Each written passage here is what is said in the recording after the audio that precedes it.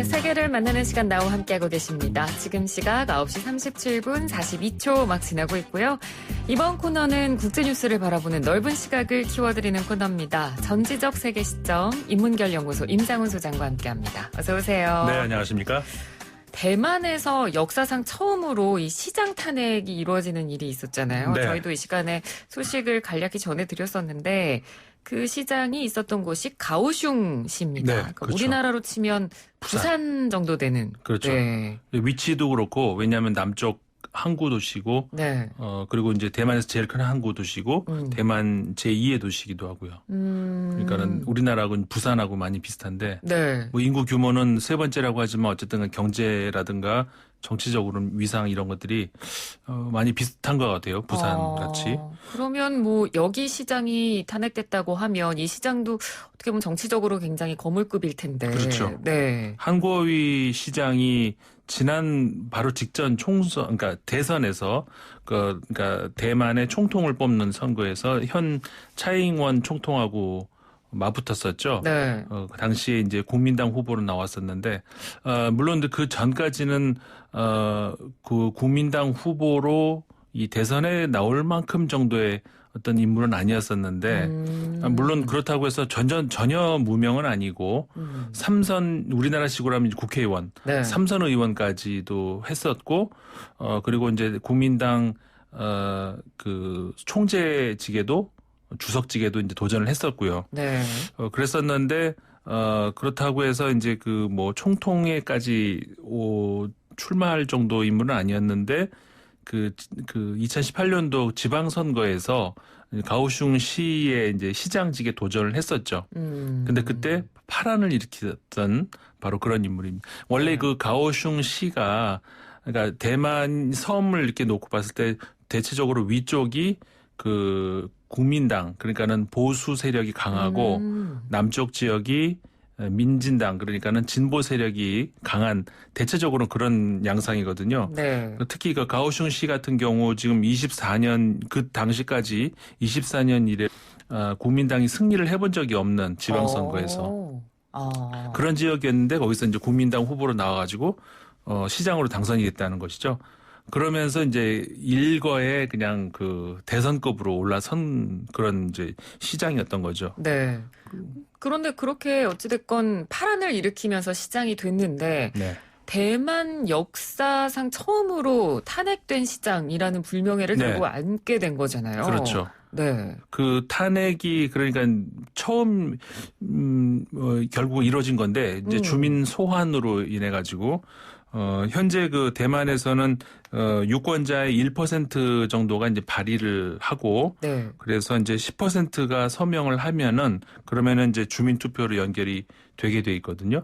그래서 실제로 주민 투표가 이루어졌고 그런데 이제 주민 투표에서 아주 그냥 그 표차가 어마어마하게 크게 벌어졌어요. 네. 그러니까는 그 과반, 그러니까 주민 투표를 하면은 여기서 이제 과반 이상이 넘어서야 통과가 될 거 아니에요. 네. 그러니까는 1차적으로 과반이 넘어서야 되고 그다음에 과반을 넘어섰다 하더라도 투표 인원이 너무 저조해서 과반을 넘어섰지만 전체 유권자의 4분의 1이 안 되면은 무효가 되거든요. 그래서 투표 인원의 과반을 넘고 전체 유권자의 4분의 1이 넘어서면은 이게 이제 유효. 그래서 이제 결국 통과가 되는 건데 네. 이번에 거기 가오슝시의 유권자가 이제 그러니까 229만 9,981명이라 그래요. 유권자가. 네. 근데 그 중에서 이제 96만 4,141명이 투표를 했는데 찬성이 93만 9,090.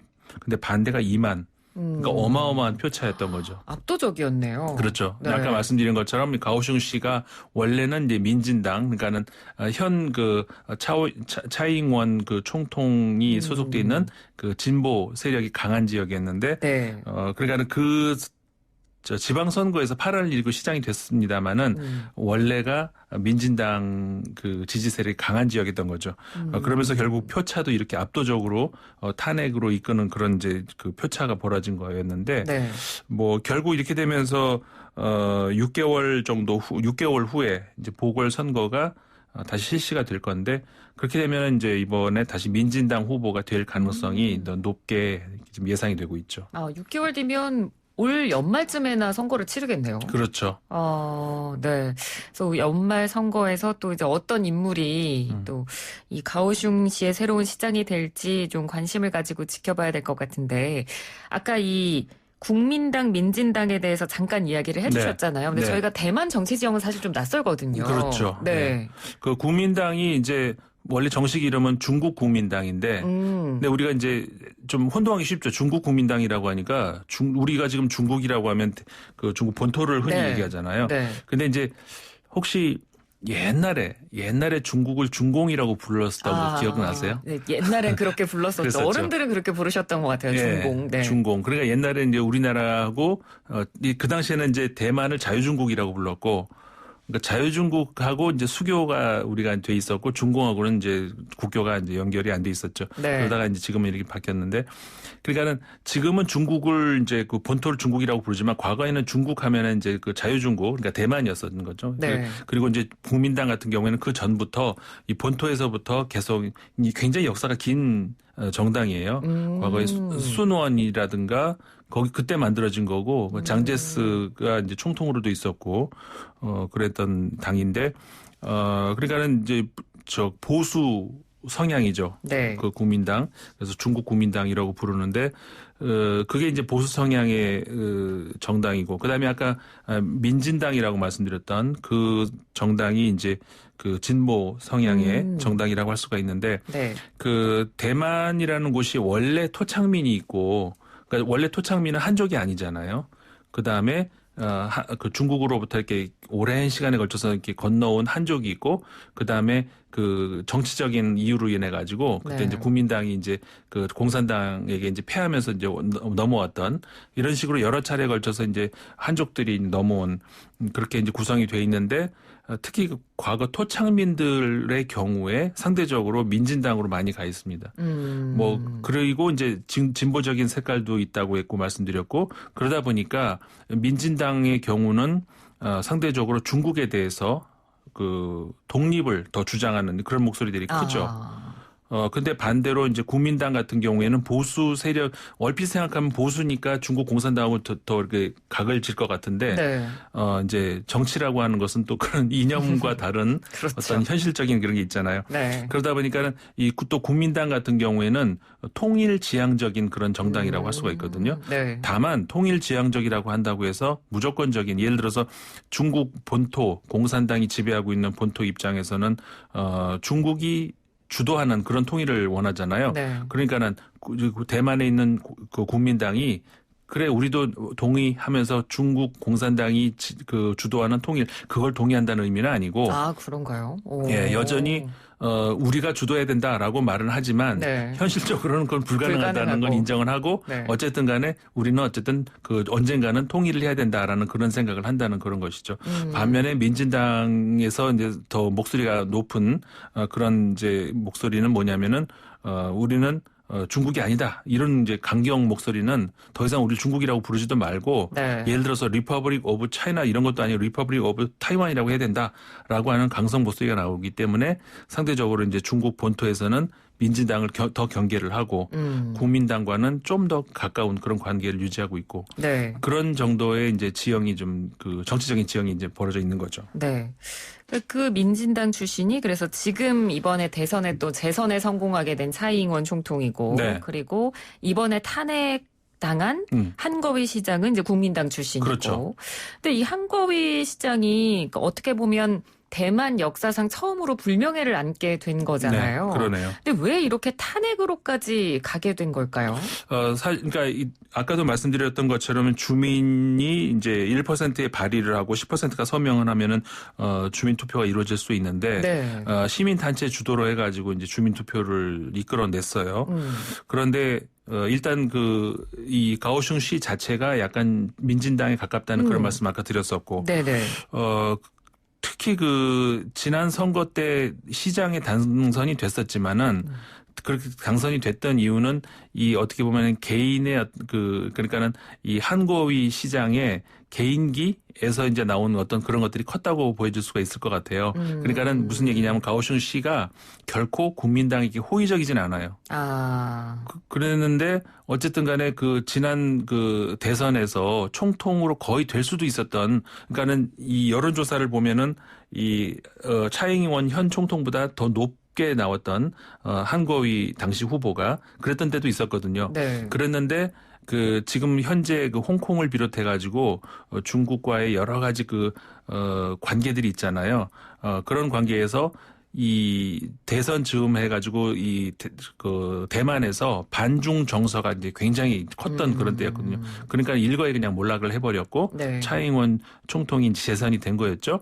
그런 분위기 연장선에서 지금 가오슝시에서도 마찬가지, 그래서 반중 정서가 굉장히 커진 상황이거든요. 그런데 그렇다고 해서 반중 인물이니까는 끌어내야 된다 이런 건 그러니까요. 이유가 안 되잖아요. 네, 근거가 너무 없으니까요. 그렇죠. 네. 그래서 이제 이번에 그 밖으로 나온 그 명분상의 이유는 뭐였냐면은 시장 임무를 띄고 있는 중에 대선에 출마를 해가지고 시장 임무를 방기했다. 그래서 시장 임무를 소홀히 했다. 그 이유로 해가지고 이제 탄핵을 까지 간 거였는데 압도적인 표차로 결국은 이제 탄핵까지 간 거죠. 네. 그렇지만 아까 말씀드린 것처럼 사실상 속내는 그 시장이 대선 좀 나올 수도 있는 거지. 그거 안 되겠습니까? 탄핵까지 할 것까지는 아니잖아요. 근데 네. 그것보다는 그만큼 지금 대만에서는 그 반중 정서가 크다. 특히 이제 가오슝시 같은 경우에는 아까 이제 맥락을 말씀드렸습니다만은 그런 민진당 텃밭이었던 곳인데, 그렇죠. 네, 더 힘을 얻게 된 거네요. 더 네. 그렇게 된 거죠. 네. 근데 그만큼 지금 그 대만에서도 반중 정서가 그만큼 커지고 있다. 그거를 반증하고 있다는 것이죠. 네. 그러니까 대만, 홍콩도 지금 그렇고요. 네. 대만도 지금 그러면 어쨌든 차잉원 총통이 재선에 성공을 했고 반중 정서가 보기에는 이 가오슝 시장이 탄핵이 되면서 더 탄력을 받을 것 같거든요. 그렇죠. 네, 이렇게 되면 중화권 전체에도 굉장히 영향이 커지지 않을까요? 미칠 수 있죠. 네. 오늘이 6월 9일이죠. 네, 맞습니다. 6월 9일이 어떤 날이냐면은 딱 1년 전 홍콩에서 100만 명이 길거리에 쏟아져 나왔던 시위 기억하시죠? 그러니까 네. 홍콩이 오랜 시간 이제 시위가 있었습니다만은 100만 명이 길거리로 나왔던, 그러니까 홍콩이 700만 명 정도 인구가 되는데, 그러니까 전체 7분의 1이 길거리로 쏟아져 나왔던 그 역사적인 시위. 그게 딱 지난해 6월 9일이었거든요. 네. 그러니까 1주년이 되는 오늘. 그래서 오늘 과연 1주년이 되는 오늘 홍콩 시민들이 또 얼만큼 그 반중 시위를 할 것인가, 이게 굉장히 주목이 되는 상황인데, 네. 사실 최근 뉴스에서도 많이 나왔습니다만은 중국이 지난번 전인대를 통해 가지고, 그러니까 홍콩 의회에서가 아니라 중국 본토에서 그냥 투표를 해가지고 소위 말하는 국가보안법이라고 하는 거. 그러니까 홍콩에서 앞으로는 함부로 데모했다가는, 시위했다가는 바로 그냥 송환될 수도 있는 네. 그런 어마무시한 그런 법안을 통과를 시켰다는 거죠. 네. 그렇기 때문에 홍콩에서 살짝 지금 기가 죽어 있는 그런 상황이에요.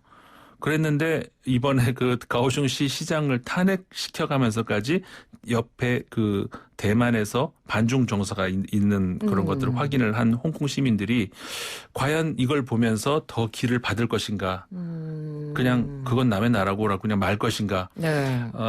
저는 상당히 어떤 영향을 받을 거라고 이제 보거든요. 홍콩에서. 예, 네. 홍콩에서 상당히 영향을 받을 수 있다. 아까 말씀하신 것처럼 전반적으로 마카오 같은 경우에는 좀 이제 이 도시 분위기 자체가 좀 다르죠. 홍콩이나 대만하고 완전히 다르고, 거기는 친중 정서가 이제 더 많이 있는 곳이기 때문에 중국 입장에서도 뭐랄까, 모범 학생 아니면 이쁜 아들 그런 입장인데, 네.